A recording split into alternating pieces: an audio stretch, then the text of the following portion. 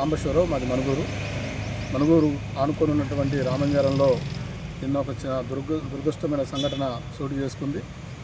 భార్యాభర్తలు ఇద్దరు క్షణిక ఆవేశంతో గొడవలు పెట్టుకొని, ఇందులో భర్త నగేషు తనతో పాటు వాళ్ళ కుమారుడికి గడ్డి మందు ఇచ్చి ఇద్దరు తాగారు, చనిపోయారు. ఆ సంఘటన ఊరు మొత్తం కూడా దుర్గాంతిగా చెంది ఏడ్చిన పరిస్థితి కూడా మేము చూస్తూ ఉన్నాం.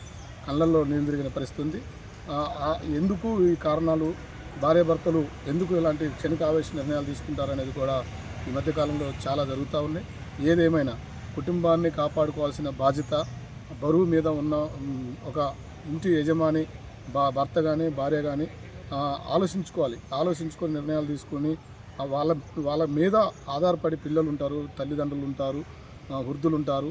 కానీ ఇప్పుడు ఆ కుటుంబానికి నగేష్ చనిపోవడం వల్ల తన కూతురు చిన్న పిల్ల 3 సంవత్సరాల బాలిక తలగోరు పెట్టి పరిస్థితి మనం ఇలా నిన్న చూసాము. చాలా దురదృష్టకరమైన సబ్జెక్ట్ ఇది.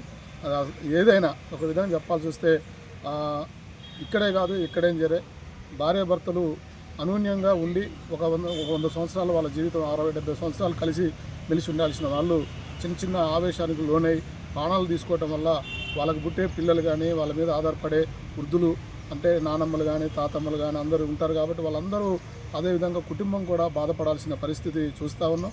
ఇవాళ పిల్లలు తల్లిదండ్రులు ఉంటే పిల్లల్ని కంట్రోల్ చేయలేని పరిస్థితుల్లో రేపు తల్లిదండ్రులు లేక పిల్లలు వాళ్ళ పరిస్థితి ఏం కావాలనేది కూడా తల్లిదండ్రులు ఆలోచించాలి. ఏదైనా తొందరపాటు నిర్ణయాలు తీసుకోవడం వల్ల ఆ కుటుంబం వీధిన పడే పరిస్థితి ఉంది.